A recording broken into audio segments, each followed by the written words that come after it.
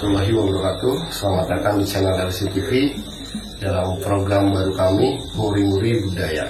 Jadi pada kesempatan kali ini, episode pertama, saya ditemani dengan Mas Willy dan Bapak Budi Susanto. Beliau adalah salah satu orang yang muri-muri budaya dalam keris dan mungkin juga hobis. Nanti kita akan bertanya dengan beliau backgroundnya dan punya apa aja, dan di sini sudah berjejer 4 keris. Mungkin kita langsung masuk pembahasannya. Monggo panjenengan bisa memperkenalkan pada sedulur-sedulur yang ada. Ya, terima kasih. Assalamualaikum warahmatullahi wabarakatuh. Salam budaya. Saya Budi Susanto, anggota polisian juga di Polres Tegal, tepatnya di Polsek Gunung Jawa. Dan saya juga masuk Barata, Bayangkara Pesan Haji, dan saya juga ikut paguyuban pecinta keris Tegal. Dan sementara asli saya itu dari Bungyayu, dan pas kebetulan saya bertugas di Kabupaten Tegal.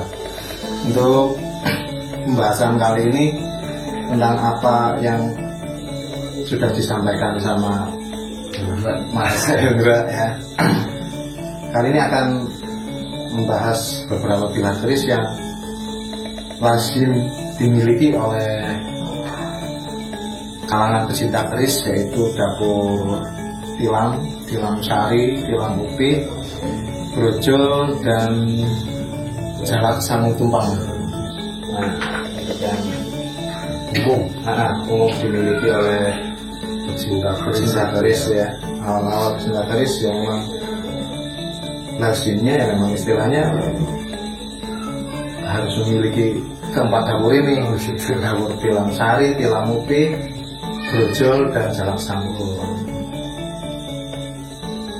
Iya, langsung ditunjukkan mungkin yang hijau ini atau dari mana? Ya, dari yang pertama yang brojol dulu ya. Nah, ini dapur keris brojol. Untuk warangkanya gayaman Jogja, gayaman Jogja. Dan kebetulan ini bentuknya dari bahan perak ya, bahan perak. Terus untuk kayunya ini timoho, kayu timoho ya. Saya kita buka. Nah, untuk dapur brojol sendiri bisa dilihat ricikannya, ciri-cirinya ya. Ini memiliki gandik polos, gandik lugas polos, terus pejetan, tidak memiliki pintel alis yang biasa seperti ini, yang seperti lazimnya berkeris lain. Sangat sangat simpel sekali. Dan keris brojol ini ya filosofinya kelahiran. Ya, yang brojoli ya, yang brojoli ya. Masyarakat itu untuk persalinan lebih mudah, lebih itu biasa mungkin filosofi, karena brojol itu brojoli banyak digunakan oleh dukun bayi ya betul Pak, dukun bayi ya, dukun bayi. Nah, untuk pada dapur brojol ini pas kebetulan berpamor, bisa terlihat ini mungkin ya. Iya, kayu ukel-ukel ya. Spanyolnya juga sama.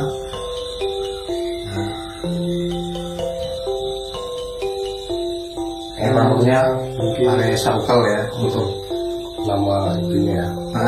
Nama pamornya Laresa ukel. Untuk filosofi pamor Laresa ukel sendiri itu kan, lawe itu kan 25 ya. Ukel itu ya lekuk ya, lekukan. Nah, itu filosofinya biar istilahnya sang pemilik keris ini lazimnya bisa memecahkan permasalahan yang rumit ya, ataupun bisa kalau dapur brojol dapat istilahnya memperlancar permasalahan yang dihadapi yang rumit.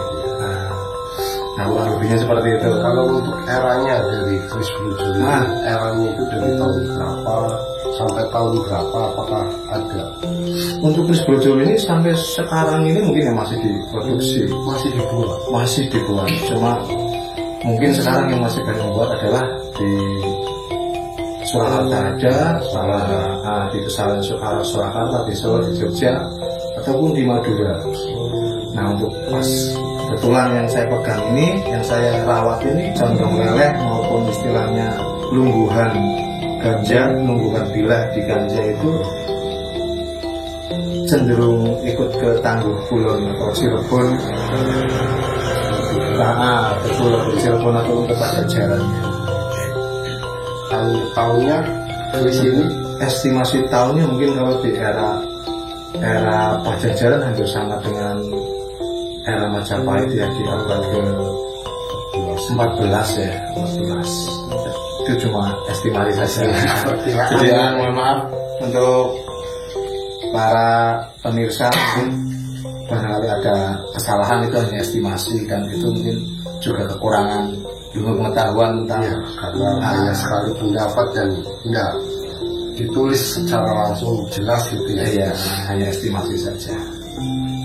Kalau empunya itu biasanya siapa itu Pak? Menggunakan kayak brojol gitu kan dan itu maksudnya empunya siapa itu, campur buatnya atau sembarang untuk bisa membuat itu gimana? Kalau menurut saya dalam era tangguh tertentu itu sudah ada empunya, dan itu bisa dipelajari melalui sejarah mungkin ya. Pada saat mungkin di era Cirebon Sepuh, pada saat rajanya ini empunya ini. Jadi memang sudah ada. Atau untuk saat ini banyak empu yang bisa membuat ini, bisa membuat dengan mungkin istilahnya metalurginya lebih canggih ya mungkin karena sekarang sudah modern canggih. Mungkin yang lain. Oke, ke garis berikutnya gitu. Brojol. Nah ini tilam putih ya, agak lumayan panjang sekitar 40 cm, 40 lebih ya, 41, 43an ini. Untuk dapurnya ini tilam putih, ada gandhi polos, bisa dilihat gandhi polos, ada tikel alisnya ini, dan di belakang nggak ada gereneng rata ya, pinggul juga nggak ada. Ini umum dipegang para pengubis. Betul sekali ya. Dan untuk tergolong pamor bior, pamor padat, lipatannya padat sekali. Terus pamornya juga agak ngejreng ya, yang lebih mencolok dari yang lain.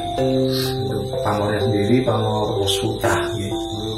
Wasuta itu was itu pari, beras, was itu beras, utah itu berlebih melimpah. Nah, jadi apa yang diharapkan empu untuk si pemegang bilah ini, garis ini ya, panennya lebih seperti itu. Iya, jadi berkecukupan di dunia, berkecukupan. Nah, untuk dapur tilamnya sendiri, dapur tilam itu kan pembaringan ya, jadi istilahnya apa ya, lebih cenderung biasa digunakan untuk seorang yang istilahnya itu kayak pemuda baru menikah, betul ya, untuk diharapkan supaya keluarganya itu baik lah ya. Keluarga itu sejahtera ataupun harmonis ya, harmonisan dalam rumah tangga. Kalau untuk keris ini penyebarannya itu dari, kalau tadi kayak brojol di Jawa Timur ada, di daerah Jawa Barat ada, kalau ini khusus Jawa Timur kah atau memang tetap sama juga? Sama. Di Tangguh itu kan ada Wetan, ada Kulon itu ya. Di Tangguh Wetan itu mungkin dari Kabudan, Singosari, Kediri, Panjalu, terus Tuban, di daerah Mataram, dan mungkin Mataram bawahnya lagi PPHP. Kalau di Kulon bisa di Galuh, ya dari Segaluh, Pajajaran, Cirebon juga bisa. Nah pas ini kebetulan ini untuk dapur ini masuk estimasi tanggungnya, estimasi berarti perkiraan tanggungnya ya. Nah, ini di era Kacirebonan cerita. Oh, ini dari Kulon juga. Dari Kulon. Untuk bulunya sendiri ini biasa apa ya, teman-teman pakaisan nyebut ini hedel gajahan ya. Hedel gajahan. Jadi apa ya, menyerupai gajah. Ada belalainya, ada ukiran-ukiran yang bentuknya seperti gajah. Dan gajah itu sendiri, Limang itu punya filosofi tentang pengetahuan yang luas. Ganesha yang pengetahuannya. Ya. Bedanya kalau ini kan dari Cirebon, dari Kulon. Kalau yang dari Wetan sama atau ada ciri khusus lagi? Ada ciri khusus untuk walaupun sama bahasanya tilam seperti ini betul. Ada ciri khusus dari Wetan. Iya, disikannya dari Wetan itu mungkin gambiknya mata rubuh, terus garapnya lebih proporsional di garapnya ya, karena bisa apa yang teman-teman pakaisan itu ya menyebutnya tangguh Wetan itu tangguh yang istilahnya garap, kayak garap bagus, garis-garis garap itu kan. Wetan itu cenderung lebih baik ya itu ya, dari seni-seninya ya daripada Kulon gimana? Nah, kalau pekirisan sendiri, teman-teman pekirisan itu menganggap bahwa di tangguh-tangguh Wetan itu apa ya, lebih istilahnya lebih garapnya lebih bagus. Dan karena mungkin pada saat era kerajaan tersebut beliau sang raja ataupun pemerintahannya itu makmur ya. Jadi istilahnya mempengaruhi langgam ya pembangunannya itu ada berbagai bahannya kan ada baja, ya, ada besi, ada meteorit yang bilangan pamor itu. Kayak yang ke berikutnya nggih, Pak nggih. Jadi dalam mobil, ini dalam sari. Saya lihat ini kalau rangka seperti ini, ada teman pikiran itu ladrang ya. Iya, kayak ladrang. Dan biasa digunakan untuk upacara keagamaan ataupun pemerintahan pada saat itu.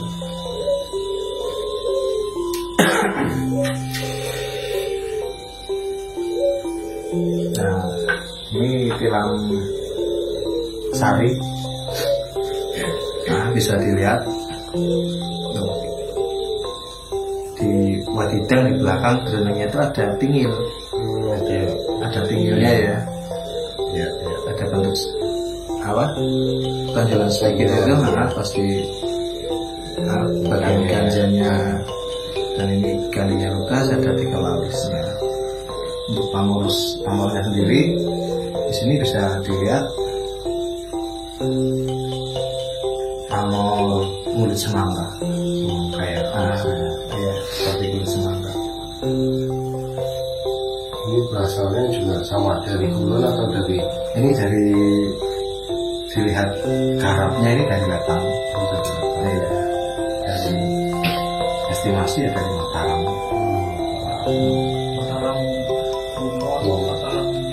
Mataramnya sudah 0 ya. Mungkin Mataram di bawah Sukarnakum itu, ataupun dari di peralihannya di Gunung Mataram atau kayak ini pun mungkin bebas 10. keunikannya dari keris ini? Untuk keunikannya di tilam sari itu ya sama dengan keris-keris yang lain, memiliki bentuk dakun, memiliki filosofi sendiri ya.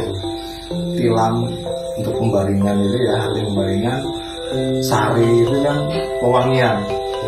Nah, jadi pembaringan yang wangi. Jadi ya maknanya banyak sekali sih. Iya, filosofinya yang tidak bisa dibatasi satu arti ya kan. Makanya benda-benda warisan leluhur seperti ini memang luar biasa sekali, banyak sekali filosofi, baik di villa, di hulunya, di genderanya maupun dalam rangkanya pun banyak sekali filosofinya, banyak arti dan maknanya. iya. Dan memang ada ilmu khusus untuk memahami keris ini ya. Ya ada istilahnya ada pakemnya ya, Ada pakainya, ada ilmu-ilmunya lah ya. iya, ada disiplin ilmunya mengenai tanggul, mengenai karar, mengenai pamor. Jadi nggak hanya asal seperti ini, oh ini perkiraan cocokologinya sama ini ya. Nggak ada seperti itu. Tidak seperti itu. Oke, yang berikutnya ya. Ya, yang keempat, yang terakhir ini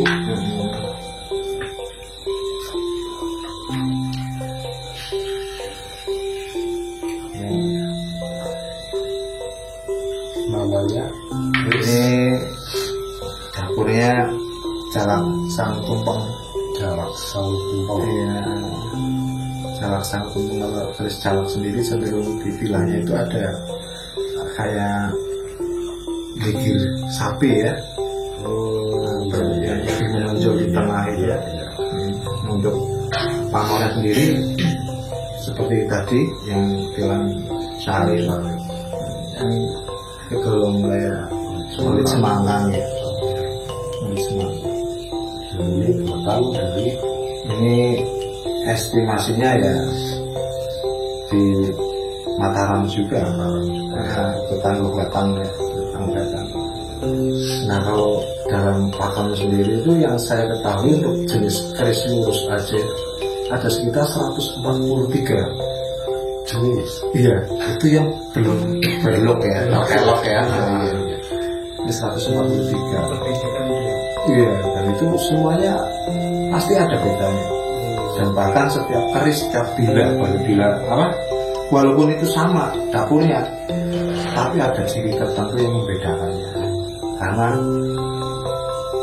keris itu bukan dibuat massal, bukan istilahnya kayak mungkin tutup botol ya, yang setiap Tidak dicetak, tidak tutup. Banyak loh. iya, bukan pakai gitu ya, matres atau bukan pakai pembalut. Jadi memang setiap keris itu punya identitas sendiri lah. Nah, betul sekali. Rasanya kayak sidik jarinya lah. Sidik Ah. jari si keris itu ada sendiri gitu ya. Iya, betul. Tapi kalau untuk poin-poinnya yang untuk orang awam mempelajari itu kayak apa? Mungkin kayak pamor, suka apa dari apanya gitu. Poin yang paling umum dipelajari itu apa?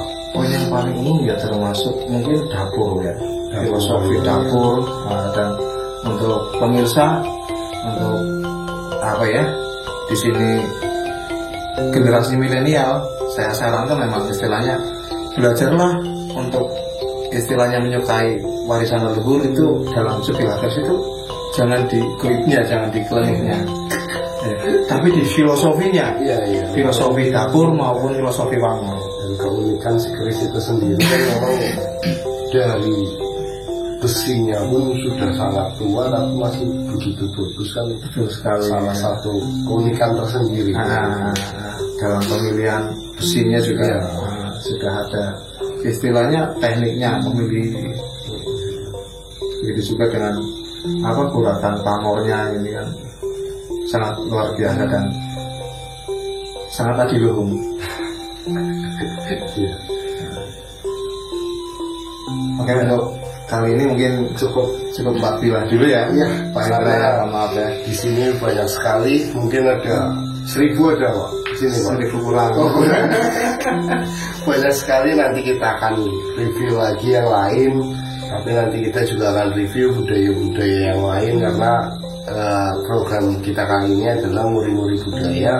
Dan alhamdulillah kita bertemu beliau yang mau berbagi cerita tentang keris, ini keris apa, dan ini baru sebagian kecil, mungkin baru 1% dari koleksi beliau. Dan bagi kawan-kawan yang mau melihat keris ya Pak ya, atau mengetahui bisa malam minggu di Terasa Kalau sebelum ini ya, maksudnya sebelum corona. nah, dan mudah-mudahan corona cepat berakhir. Amin, amin. Ya, cepat kembali ke asalnya dan bisa kita kembali. Iya, kita mulai beraktivitas seperti biasa. Pak Repate sendiri itu di mana pusatnya? Kayak sanggarnya itu di mana?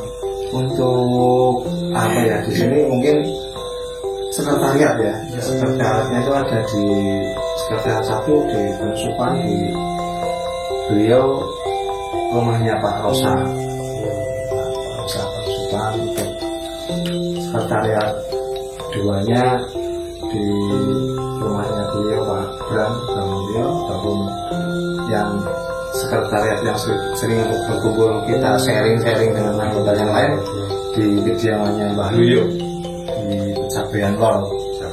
Ya, Mbah Luyo mungkin sudah banyak yang paham. Ya, mungkin bagi kawan-kawan yang mau datang atau mau lebih tahu tentang keris ini untuk muri-muri budaya, silahkan. Nanti juga mungkin saya tulis sekretariatnya nggak masalah ya, Silahkan nggak apa-apa. kita tulis di deskripsi. Jadi kawan-kawan yang ingin lebih tahu lagi bisa hadir atau bisa datang atau bisa langsung menghubungi beliau. Bisa mau beli nggak? Ya bisa ya Pak ya. Ya untuk apa ya, sekretariat paling mudah itu ya di Trasa. yang Saya gampang lah ya. ya. Jadi nanti bisa untuk edukasi lah kepada masyarakat. Sosial. Jadi bagi kawan-kawan yang mau request, mungkin ada budaya Tegal yang ingin diulas, bisa tulis di kolom komentar, dan terus dukung channel kami dengan cara like, comment, share, and subscribe. Untuk itu saya undur pamit. Terima kasih Bapak. Terima kasih juga buat kalian yang sudah menyaksikan video ini sampai habis. Itu assalamualaikum warahmatullahi wabarakatuh. Atur sih.